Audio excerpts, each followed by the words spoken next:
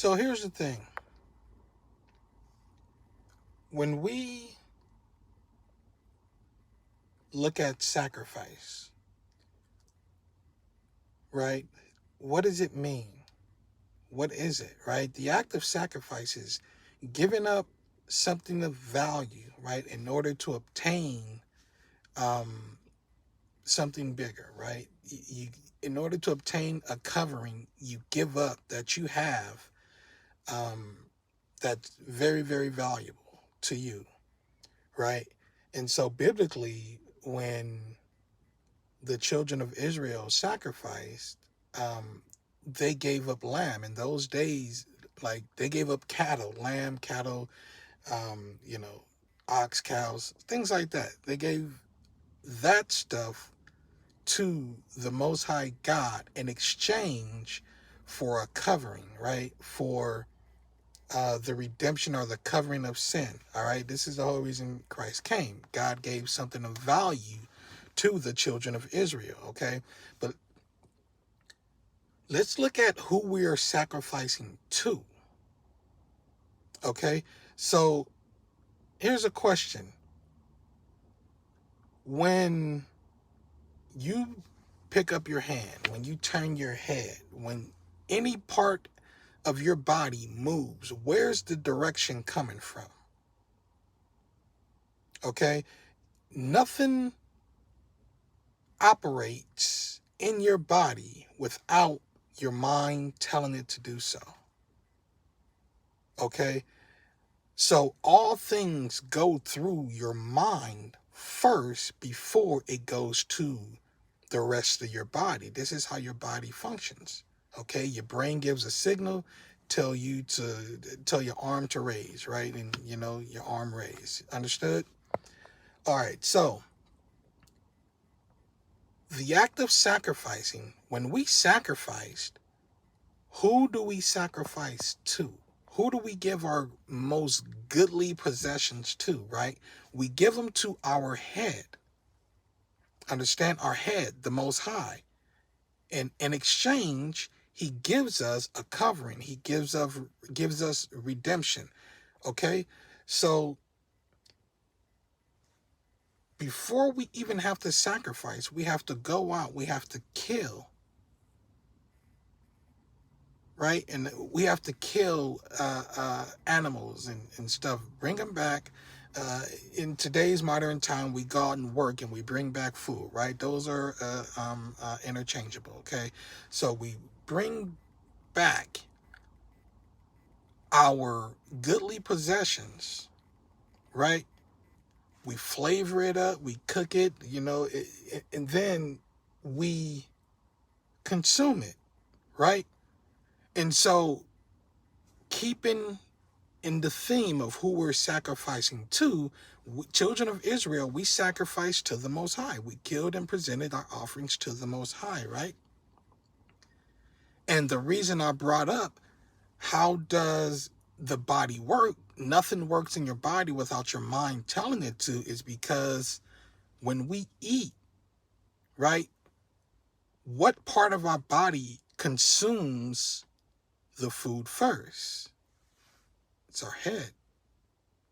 Get it? It goes in our mouth. Our mouth is a part of our head. We put the food in our mouth. You get what I'm saying?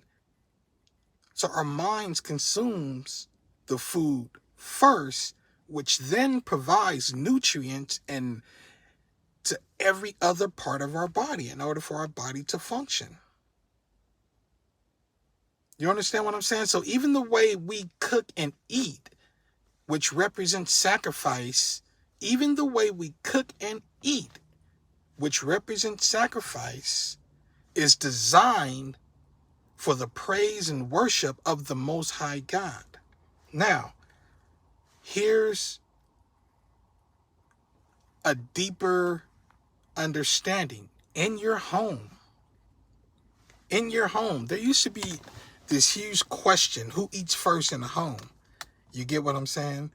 And this is about to answer that question. Okay? In your home, who's the head of your home? When you look at Ephesians chapter 5, it talks about the man being the head of the home, right? And he compared it to how Christ is the head of the church. You understand what I'm saying? And a lot of you probably are getting what I'm saying, but this is the understanding, this is the spiritual understanding of sacrifice, right? And the reason why the man will partake first, I just explained it, is because he is the head. Likewise, we've sacrificed to the head of the body. Our mouths eat first, right? Our minds eat first. You get what I'm saying? Just like no other part of the body partakes in anything without the mind saying, do this first. You get what I'm saying? And so inside of the home, your home is a representation of the setup of the kingdom of God, the kingdom of the Most High God, right? That's how it's designed. That's how it's designed to be set up. You get what I'm saying? And so oftentimes we get this